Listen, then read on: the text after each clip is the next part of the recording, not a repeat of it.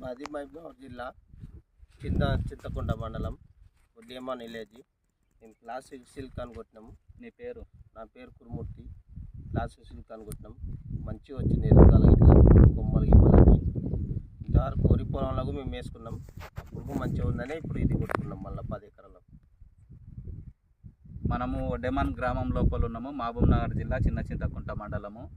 ఈ రైతు పేరు వచ్చేసి కురుమూర్తి.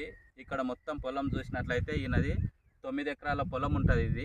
ఇది పర్కపురం విలేజ్కి దగ్గర ఉంటుంది. అయితే కురుమూర్తి ఇంతకుముందు మన దగ్గర వరి చేనుకి కూడా వచ్చేసి 25 కేజీల ప్లాస్టిక్ సిలికాన్ వేసిండు. చేను చాలా బాగా వచ్చి దిగుబడి బాగా వచ్చినందువల్ల మళ్ళీ దానికి సంబంధించిన ప్రోడక్ట్ ఏదైనా ఉంటుందేమో అన్నట్ల మనల్ని అడిగితే మనం ఈ ప్లాస్టిక్ సిలికాన్ 1 కేజీని రికమెండ్ చేసినాము. ఈ పొలానికి మొత్తం కూడా ప్లాస్టిక్ సిలికాన్ని కొట్టడం జరిగింది. కొట్టిన తర్వాత దీని లోపల ఏమైంది అంటే, నువ్వు కొట్టిన తర్వాత దీంట్లో ఏమేమి అబ్జర్వ్ చేసినావు కురుమూర్తి? మంచిగా పెరిగింది, పంగల్ వచ్చింది, మెత్తగా ఉంది. ఇది కొట్టిన తర్వాత పత్తి చేను అనేటటువంటిది వెదుగుదల మంచిగా వచ్చింది.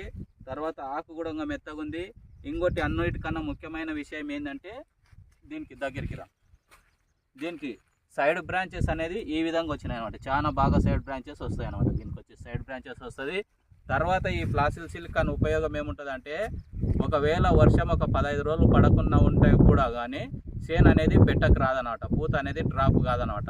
అంటే దీని వేరు వ్యవస్థ బాగా వస్తుంది, సైడ్ బ్రాంచెస్ బాగా వస్తుంది, చెట్టు కూడా గ్రీనిష్గా గ్రోత్ అవుతుంది అనమాట. గ్రీనిష్గా గ్రోత్ వస్తుంది.